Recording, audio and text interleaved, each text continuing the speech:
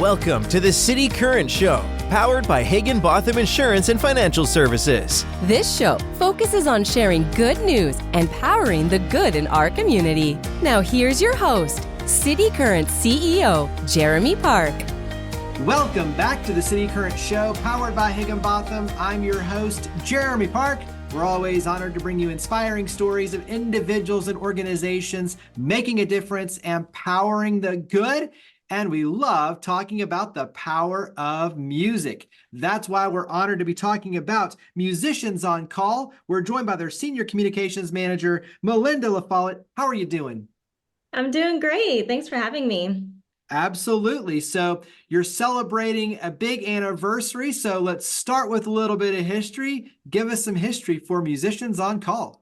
Yeah, this is a really big year for us. We are celebrating our 25th anniversary. So in 1999, our organization started up in New York City when our co-founders found a need to bring music not only into the hospital, but directly into patient rooms, because a lot of patients don't have the abilities to leave their room, whether it's for treatments or just contact precautions, but they need the healing power of music just like everybody else. So our co-founders decided, let's bring it directly to them, and just saw the incredible impact that it has and how it changes people's moods and situations and even just physical limitations. And so they decided we need to start an organization that does this. And then fast forward 25 years, and now we're doing it all across the country. So it's been really exciting to see it grow. And the programs came to Nashville in 2007 and have just been, taking the city by storm since then, and really bringing incredible music to over 200,000 people. Share the model, because it's local musicians, local community. So there's a localized piece, but there's also big named artists as well. And so talk about kind of that magic mix and how it works.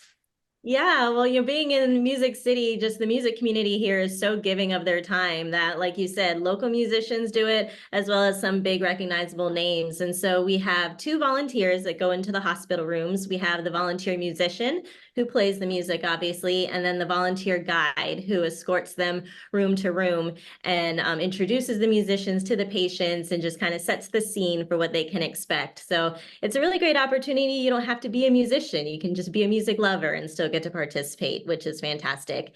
But yeah, we'll have, names like Keith Urban and Lauren Elena and Charles Eston and Kelsey Ballerini. All these really great recognizable names have come and will play for patients at their bedsides. But we do have regular volunteers who go in on a regular basis, whether it be weekly, bi-weekly, and are just going into rooms and seeing if anybody could use a pick-me-up that day with the song.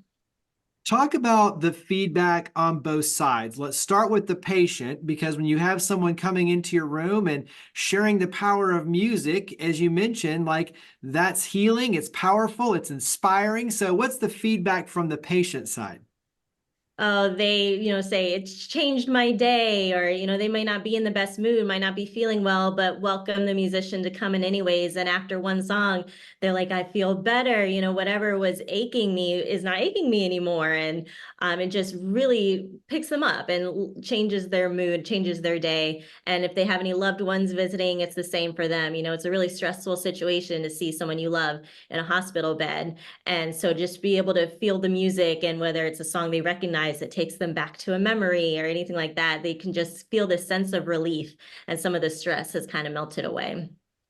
Carry that over then into the musician and obviously the accompanying, individual, because when you talk about, any sort of volunteerism, you hear it all the time from the volunteers, like, I gain more out of it than the person I'm helping. It's like, just the power of being together, of sharing a gift, a blessing with someone else, and seeing the impact that it has on their life. Like, what sort of feedback do you get from the musicians and the individuals who work with Musicians on Call?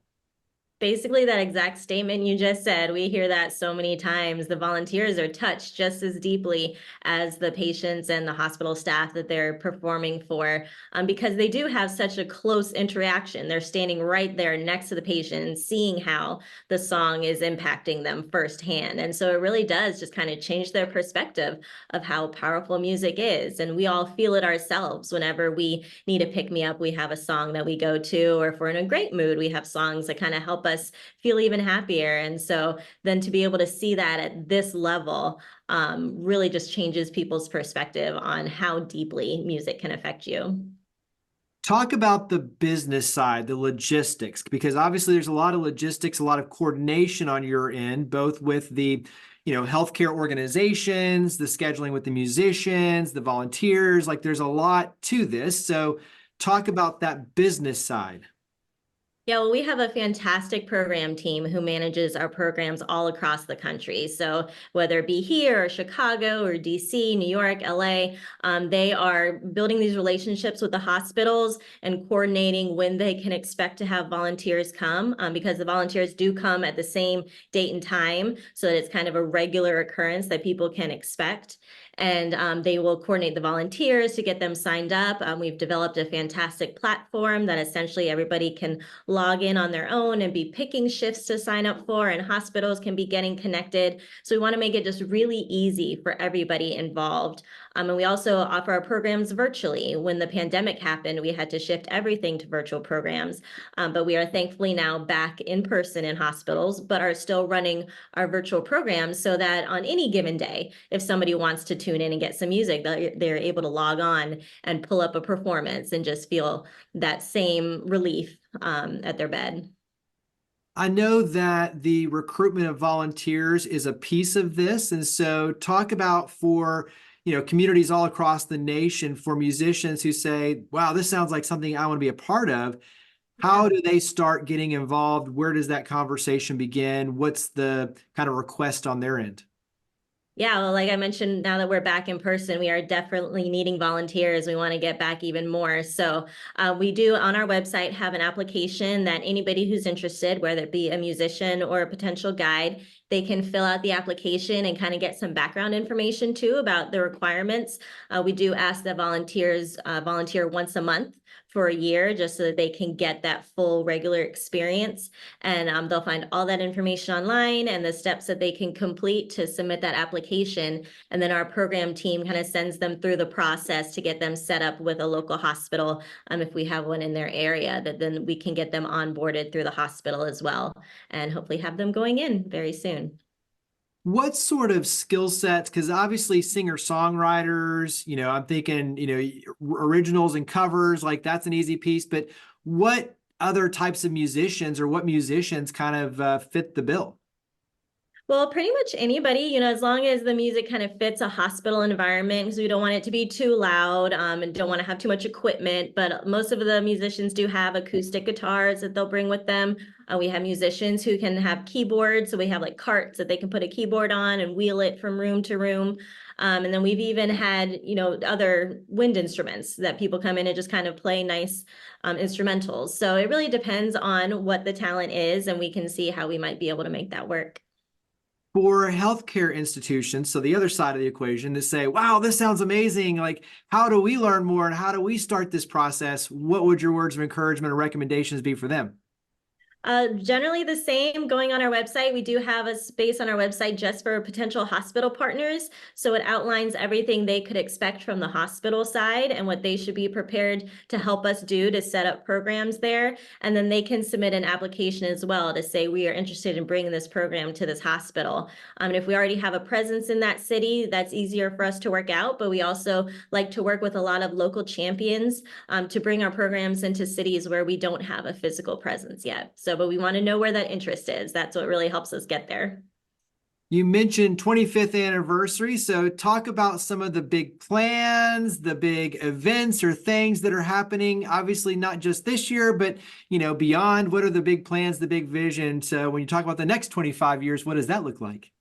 Yeah, we're going to have a lot of celebrations this year. So we'll be doing one here in Nashville in the late spring, and we'll be sending out information about that here before too long. And then we'll plan another big celebration in the New York City area before the end of the year, just to honor the people who have been a part of our 25 years and the songs that have been a part of the 25 years.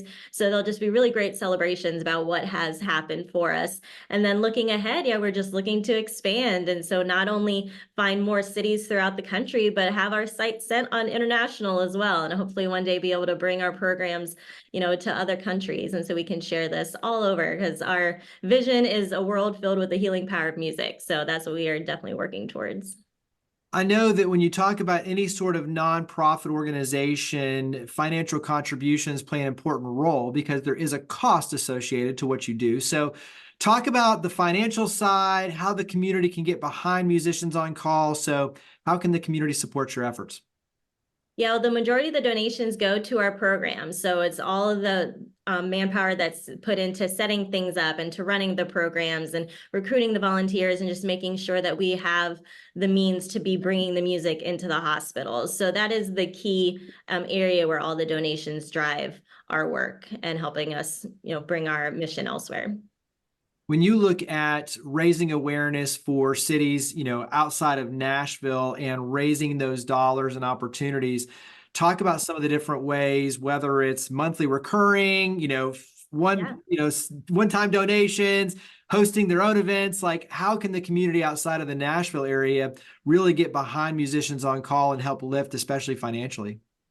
Yeah, we always welcome one-time donations of any amount. They will all be extra helpful. We do have a monthly recurring program that we call the Backstage Pass Club. So for a certain amount a month, people can donate and also then get some extra perks, like invites to some of our big events and just kind of backstage looks at what we have going on. So that's definitely a great program and a way to get involved and stay involved.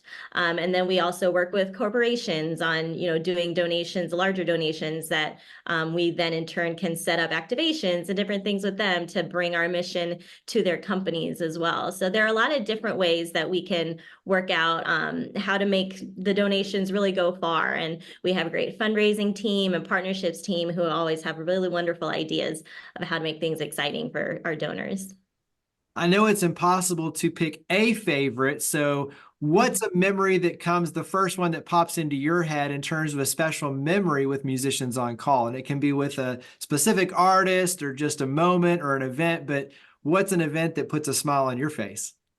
Oh my gosh, yeah, that is such a hard question. I started as a volunteer guide myself before I joined the team at Musicians on Call. So I just have so many memories of kind of what I've talked about, of how you can see the physical changes of people, and you can just see that a song will kind of turn a light switch and give them that opportunity to find some relief. I just remember being in rooms where you could tell people were really trying to hold it together. They might not have had some of the best news just recently, and the musician will start playing, and I just remember looking over at some patients and there will be tears streaming down their face, but the kind that you can tell were very needed, that they hadn't been able to release yet for whatever reason. And this was the moment that just let them have that emotional release that really then benefited the rest of their recovery. And they will express just how grateful they are for that opportunity to have those few minutes to feel those emotions. And so that always really touched my heart, because it just feels great to be a part of bringing that to somebody. Carry that into, I think, the cool part of the larger ripple effect, the context, like around the hope, the inspiration. And I think that, you've got the one-on-one moment, and then obviously the moment with different individuals throughout the day that you're touching and blessing their lives. But then that carries forward into hope within the family and the inspiration out in the community. So I think there's a larger context in terms of what you're doing to really inspire hope and opportunity with the community at large. Talk about that perspective. Yeah, well, I think one thing that's really cool, you can see the hope in the caregivers when we bring the music to them as well, especially in the pandemic. They were a group that we really wanted to make sure they had the opportunity to just enjoy a song when they could, because we knew that then they really needed it. And even after then and before the pandemic, I mean, these caregivers are working really hard to care for their communities, and long shifts, long hours. And so to be able to be bringing those moments of taking a breath, and just recentering themselves, I feel like that kind of brings some hope to them too, of, I can do this, and we can bring the community into a better place. And just kind of, thinking about how things can get better. And so then the same for the patients too. They're in these situations that hopefully they won't be in for very long, but it gives them that opportunity to remove themselves and just think about not being in that situation anymore, thinking about being at home with their families and their loved ones, and giving them something to strive for. Yeah, I mean, the distraction, the happiness, the inspiration, but building a stronger sense of community support. It can be lonely, and you have someone showing up saying, hey, I care. I'm willing to spend my time because I care, and I want to inspire and provide hope and healing. I think there's a lot of cool elements to what you do, one-on-one, but then in that larger context of community, which is awesome. So carry that into then contact information. So website, social media, where do we go to learn more about Musicians on Call? Where do we go to start getting involved? Yeah, all the places. Musiciansoncall.org is our website. So you can find all the information you could possibly need, learn about our past programs, some of our supporters there. And then, yeah, you can find us on Facebook, Instagram, TikTok, at Musicians on Call, and just see all the really cool things that are going on and be able to follow and learn how to get involved. So those are the best ways to really just follow what we're doing and become a part of the MOC community. Well, Melinda, thank you for all you and your amazing team do to power the good. Thank you for coming on the show. Thanks so much for having me. Higginbotham Insurance and Financial Services is proud to power the City Current Show. We're a people-first company that protects what matters most, the families, businesses, and trailblazers that keep our community going. As one of the nation's top independent insurance firms, Higginbotham is a single-source solution for business insurance, employee benefits, HR services, and personal insurance that's customized for you. We're here to serve you, the people you care about, and your community. Call 866-377-1959 or visit higginbotham.com.